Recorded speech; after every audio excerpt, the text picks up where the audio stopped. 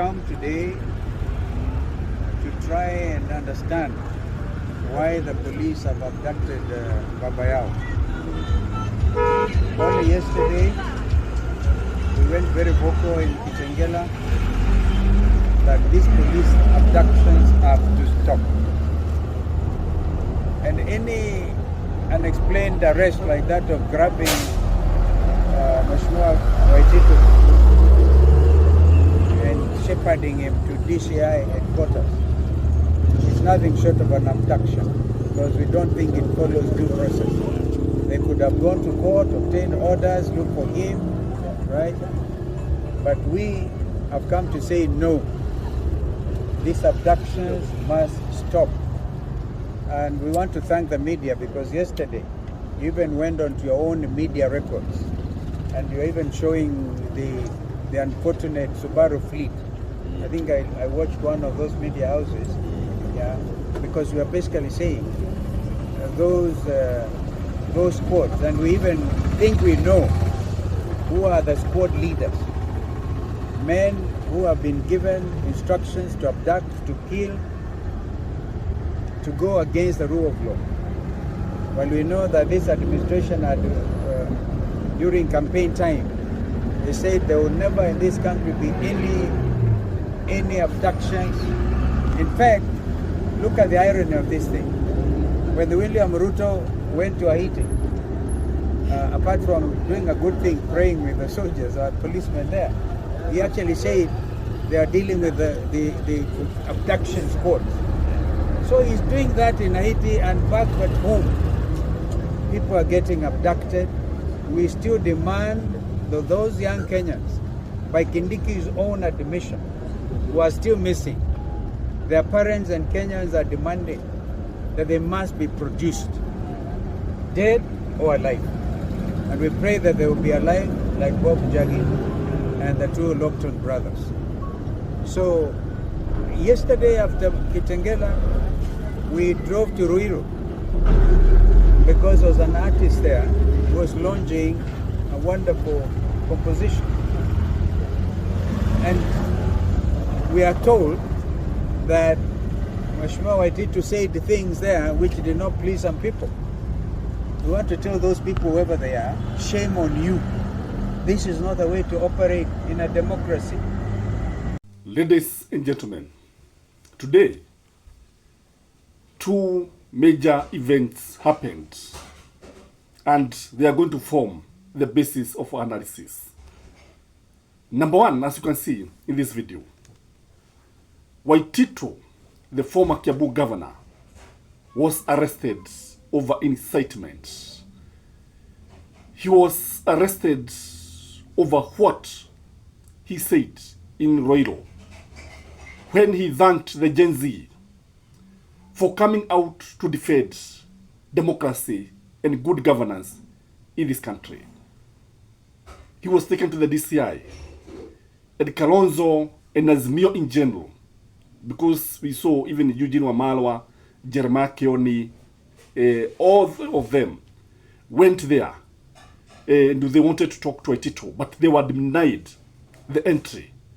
The policemen could not allow them. And hiyo ni kawaida ya polisi kukataa au kuwanyima wananchi haki yao.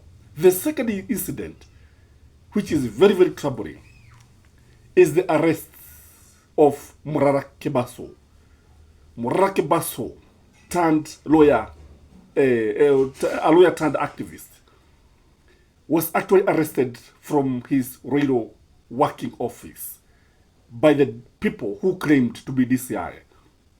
And the vehicle could be seen cruising at very high speed along Vika Super Highway, and people followed all the way to the police station. Again, the people are told that there are instructions from the highest office that nobody should talk to Kebaso.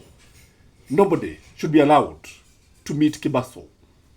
Ladies and gentlemen, this country is turning out to be a police state. The freedom of speech is under threat.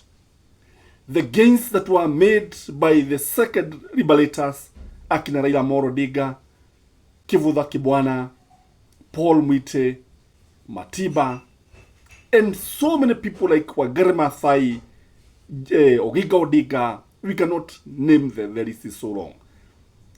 That achievement, those gains are actually going down to the drain. We are killing democracy. We are witnessing what I would call poor governance. But in this video, I want us to look at what is the implication of this arbitrary arrest. What is likely to happen? Because you see, action and reaction are equal and opposite. If you ask any student of physics, he'll tell you that action and reaction are equal and opposite. So, what is likely to happen if we continue with this kind of abductions, arrests, name it? Number one, in my view, if you look at what people are Xing at the social media, especially X, former Twitter, people are talking about going to the streets tomorrow. So the government is inviting trouble. The government is inviting the youth on the streets. Already, crowds had started to form by this evening. People could be seen talking in groups, in low tones, and the anger was palpable.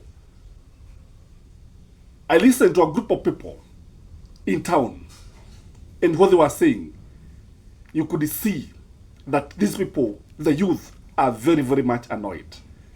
So people are likely to go back to the street. And once they go back to the street, I'm afraid that it will be very, very difficult to remove them from the street. It will be very, very difficult to stop the second wave of demonstrations. Number three is that this kind of arrest, this kind of treating wananchi is going to make William Samoei Ruto and his government very, very unpopular. The more they arrest Kenyans, the more unpopular they become. The more they arrest Kenyans, the more people run away from them.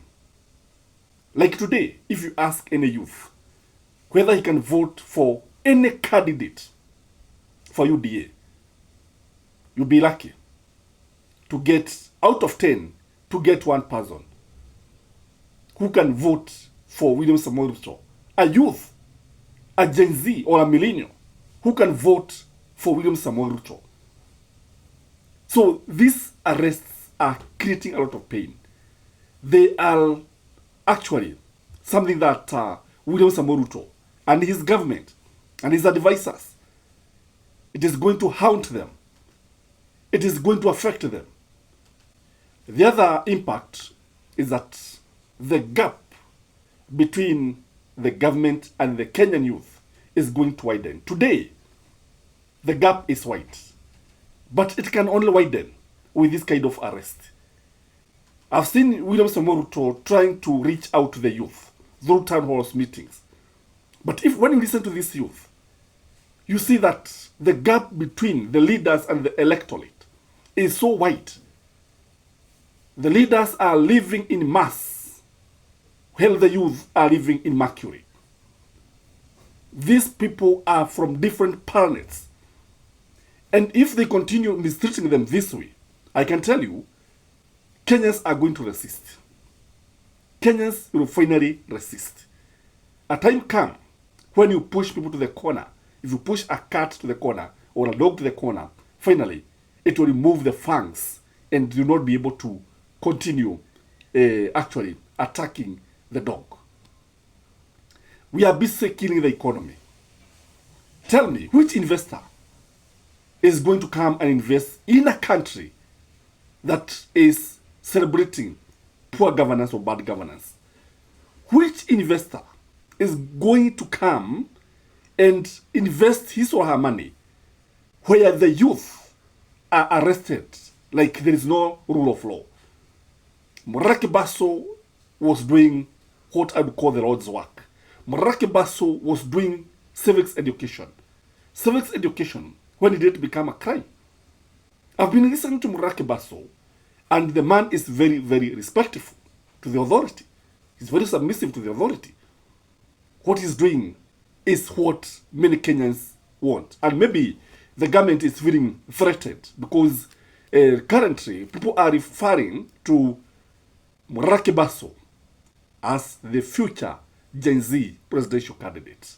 And I know this is what is making the powers that be to be rattled.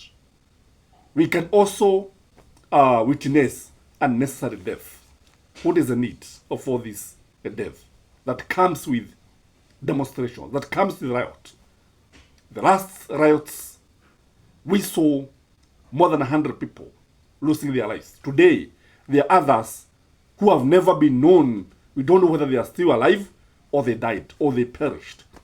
So, arresting people who are giving civic education, arresting politicians in the opposition can only worsen an already bad situation. Guys, please like the video and enjoy your evening. Bye-bye.